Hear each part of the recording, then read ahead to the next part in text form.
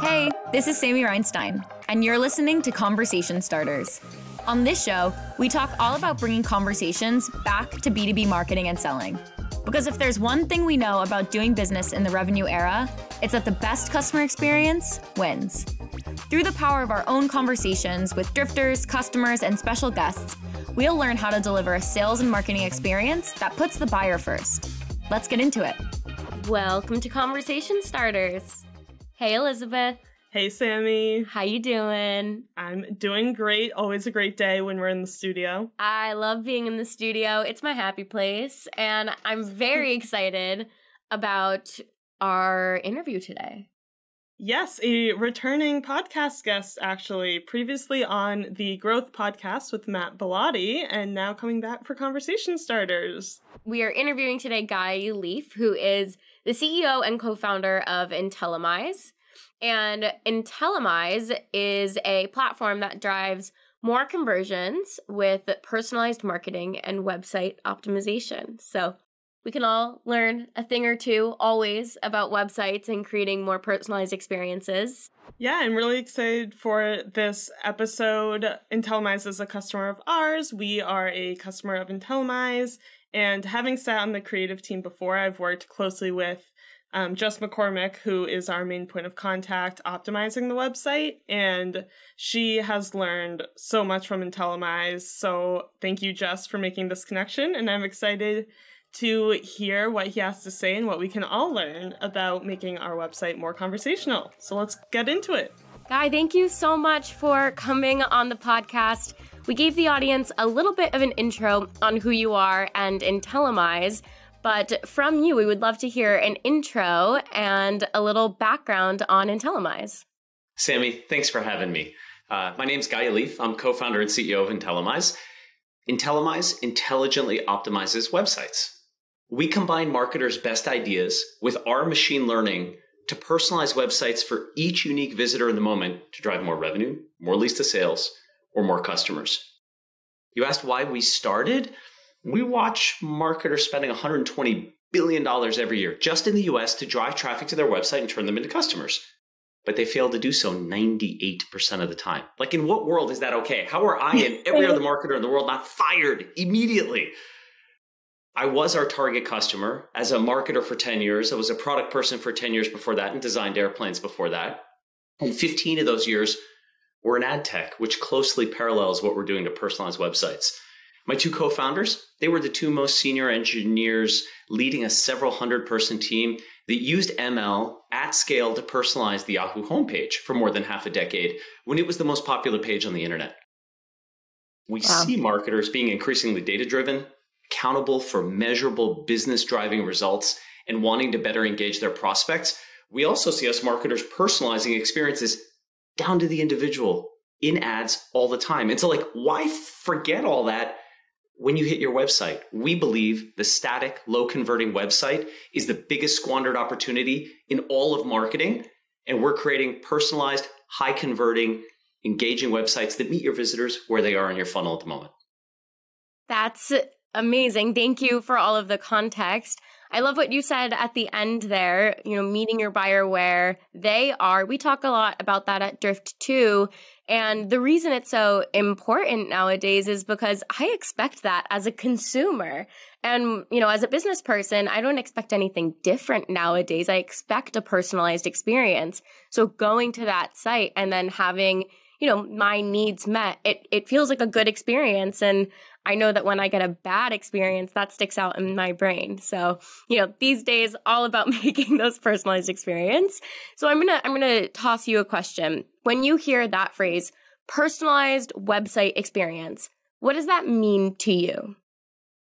Sammy, what you said resonates completely. As consumers, Netflix, Amazon, Yahoo, they all taught us to expect personalization. As marketers, we've actually been doing it out in the open for well over a decade, right? Like when Google and Facebook say, give me 5 ads, don't give me one. I'll figure out the right ad to show each person. I'll show the good ones more, the bad ones less, and I'll optimize for some goal you care about. That's personalization that's engaging down to the individual. We do the same in email. We do the same in other channels. Frankly, as a team, we were incredulous nobody had done this for websites.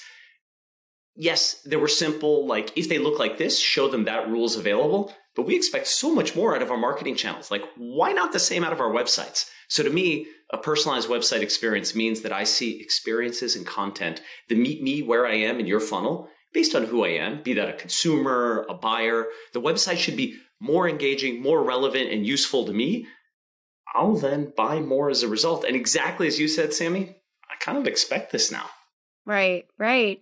And of course, from that personalized content, personalized experience based on where I am in the funnel, we hope that that sparks a conversation with a salesperson or someone within the company. If I'm a customer, maybe it sparks, a conversation with my account manager. So how do you think a website can be conversational to really spark those conversations? I humbly believe that conversational websites begin with customer intimacy. I suggest deeply understanding your target buyer. Understand, how do they get promoted? How do they get their bonus? What are they measured on? What stresses them out? What's hard for them? Maybe listen to recorded calls with sales and customer success. Talk to your AEs and CSMs to understand the pain points they're hearing from prospects and customers. Go talk to customers and companies that you tried to sell but lost. Read your G2 reviews and more. Get close to your customers, listen to how they talk about the problems they face, and then map that to how you can solve important problems for them relevant to your offering. Walk a day in their shoes, understand things from their perspective, think like they do, and then to your point about creating a conversation, talk like they do. Use this understanding to create a website that speaks to them about the problems they feel they have, using the words they use, and do so differently for different segments, different funnel stages. Even better, add Drift to your website. I am, of course, biased towards adding Drift to your site, but I like what you said, too, about listening to customer calls and really putting yourself in the shoes of the buyer. And that's going to make you more empathetic towards your buyer's challenges and your buyer's needs. And then hopefully you can incorporate that into, what you put into your website and how you talk to those customers. I used to, when I was in customer success, go on Gong all the time and listen back to what I was saying. And sometimes I realized that in the moment I would just totally, not address something that they were saying. So going back and listening to really what they're saying is very important. We use Gong as well and find it incredibly helpful, both for individual coaching and for the meta of like, whoa, hold on, that message did not land. Or to your point, they're expressing this pain, but we're talking over here. We should bring those together. Yeah. And speaking of a message potentially not landing, what do you think are some common mistakes that you see on a lot of websites today? We think a bunch of B2B websites go wrong today because we as marketers should meet every prospect where they are in their journey with us based on where they are. And all too often, we simply don't. We'll personalize the experience in ads, email, et cetera, and then create a one-size-fits-all experience on our website, or have a handful of rules for a handful of segments. Like, for example, how many of us marketers treat existing customers as if they were brand new prospects when they come to their website? Mm-hmm. I know I'm guilty of that. It's common sense not to do it, but practically we do. That and more, we think, are the biggest squandered opportunity in all of our marketing efforts. We shouldn't treat everyone the same because they're not the same. Another thought, how many of us change our ad targeting or messaging? Like, that's all of us, 100% of us, right? That's part of the job. But then how many of us then adjust our website or our chatbots or our training for people staffing our chat accordingly, since we're now bringing different prospects or setting different expectations to the people we're bringing to our website? I'm guessing that answer is very few of us, and that leaves, we think, a lot of money on the table at best and hurts our brands at worst. So a great, relevant prospect experience, we think, is the fastest path to a conversion, and that the static website, it's dead. It's not engaging. It's not conversational. Yeah. And sometimes, when I was building bots with customers, a lot of the times I thought that I was addressing those types of things. And I was creating messaging that I was like, this is amazing. We're going to have such a high engagement rate. And then I put it on the site and I have to report back to them, that didn't work exactly. We have to go back to the drawing board and A/B test. What do you think that people should do in those situations? And, figuring out what the best experience is to give to someone. I love what you said. You let the data guide you, right? Like, I think we, as folks who are thinking about our prospects all day long, hopefully have good intuition and experience to have us try things that we think will work, that are higher probability plays. But the reality is there aren't rules, right? If we knew every button color should be red, our jobs would be a lot simpler. There's a whole bunch of spend. We'd optimize better. But there aren't. It is situational. It is down to the individual. And so the fact that you took the data, were willing to say, okay, I was confident this will work. It didn't. Okay, now let me go iterate on that and try the next thing and the next thing. In my humble opinion, that's brilliant. That's exactly the iterative approach we should be taking in our ads, email, website, chat. And what we found on websites different than ads, having spent 15 years in ad tech, I figure most of the time we would say, this isn't working, let me go fix it. On websites, if you have something that is automatically showing good stuff more and starving bad stuff of traffic, you can spend less time on the bad stuff and go lean into the good stuff and go iterate on that. And so either way you're iterating, but where do you focus your attention? If you've got the right setup on your website, you can go lean into the things that are working and try to create more of that success. Let the data guide you. I am going to go to my whole team and repeat this, and we're going to dive in. Because of course we know that we think about it, but then our egos can get in the way where we think, no, this is a great idea. But like you said, yeah. And like you said, every person is a person. It's down to the individual. So even though the, data might say red and, make this button color this, and then you try it on your site, it might not work. So, letting the data guide you and trial and error. I love that. I'm really glad it resonates. And to your point, it's sometimes also hard, right? If some senior, highly paid person says, no, this is the way to do it, to be able to come back and say, thanks, we tried it. The data doesn't show that. In some environments, that's a really easy discussion. And in other environments, it's a really hard one. Yeah, creating that space where you can come and really try new things and experiment. That's one of the things I love about working at Drift is we're always encouraged to try new things and learn and fail forward, learn from those failures. Right on.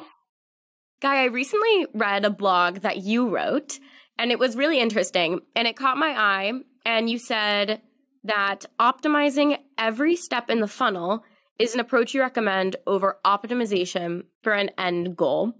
And it really resonated with me because, of course, all of our end goals is booking the meeting or, jumping right to that last step. But can you explain this approach and why it works better than optimizing for that end goal? Sure thing. This didn't come out of logicking our way there. It came out of practical experience and, frankly, battle scars. Like when we started the company, we thought, as I think most marketers do, I should optimize for the end goal, right? The business value is going to come from, as you said, the meeting or the buying of the product.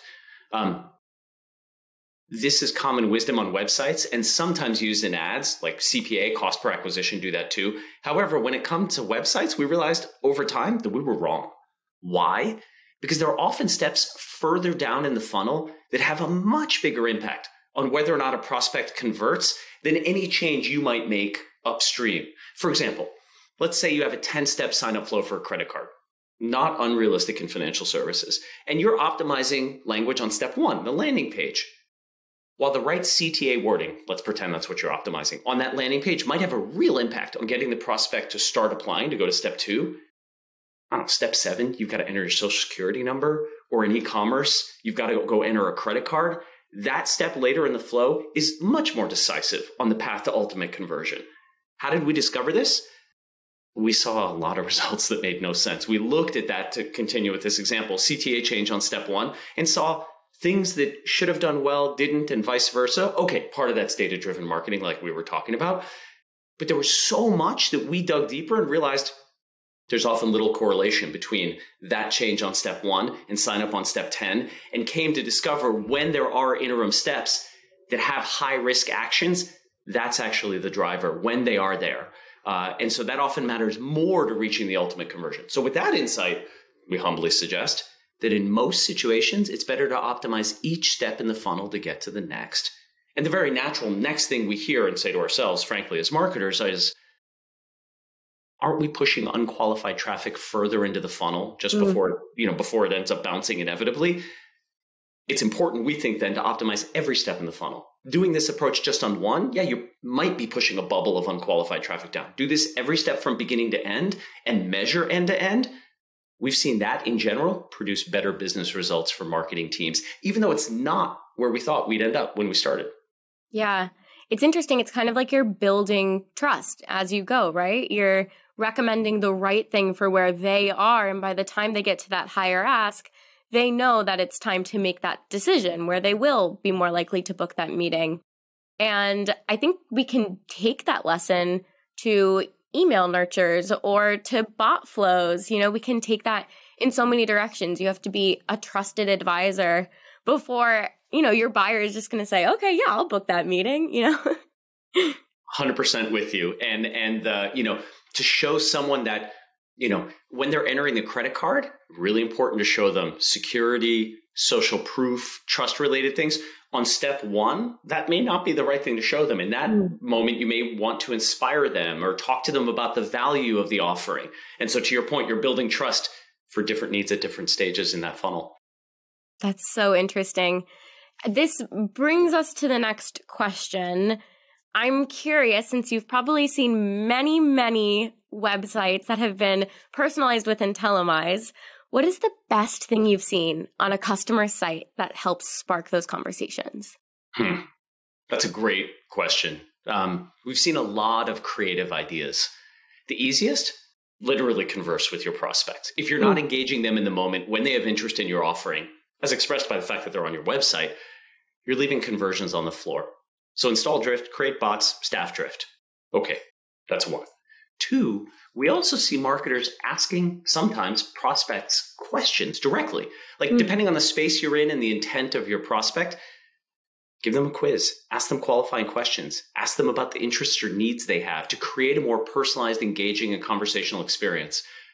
We've particularly seen this in like two-sided marketplaces. Are you a buyer or are you a seller? They seem very willing to answer that question.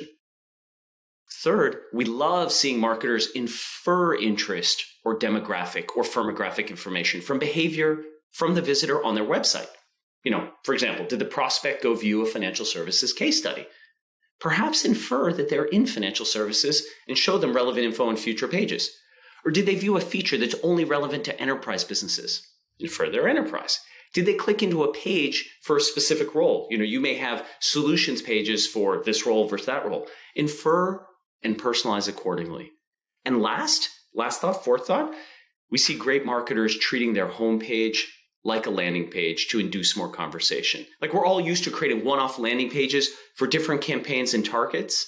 The best marketers combine all those literally into their homepage or some other high traffic page, personalizing that page for each unique visitor as you would as if you had created a bunch of landing pages to go engage and start the conversation. Starting conversations with personalization.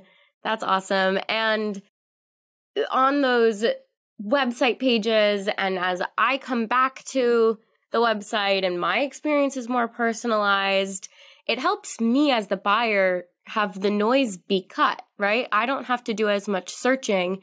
You're showing me what is most relevant to me. So if I'm in an enterprise, there's probably more security things that I might care about that you can show me, or financial services. I don't have to dig through the case studies. I can see that financial services case study. So as the buyer, it really, makes you come back and you don't have to do all of that searching. Couldn't agree with you more. You are genuinely being more useful to your prospect. You're being respectful of them and their time and their interest by showing them the things that are more meaningful to them. Buyer-centric. I love it. Guy, thank you so much for coming on the podcast. I have learned so much from you, and I am going to go back to our web team and make sure that we are doing everything that you have just talked about. Sammy, it was a pleasure joining you. I enjoyed the conversation a ton. Look forward to continuing it. Have a great one. Thanks, Guy. You too. Obviously, as the co-founder of a website company, I knew Guy would know his stuff, but damn. He knew his stuff. Wow, that man was just spitting facts all episode.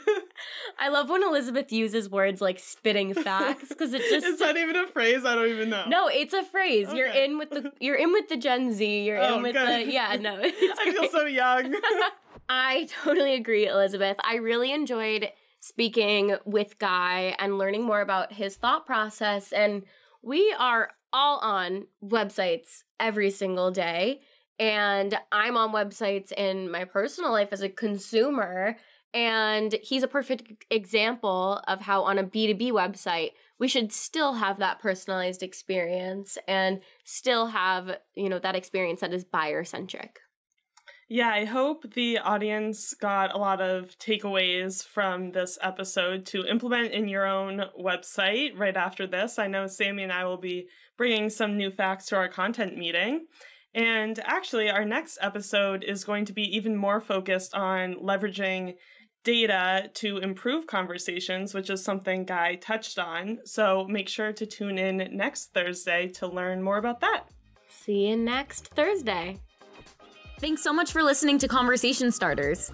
If you liked this episode, please leave us a 6-star review by clicking the link in the show notes. And hit subscribe so you never miss another one. You can connect with me on Twitter @Sammy Reinstein and follow all of our shows @Drift Podcasts.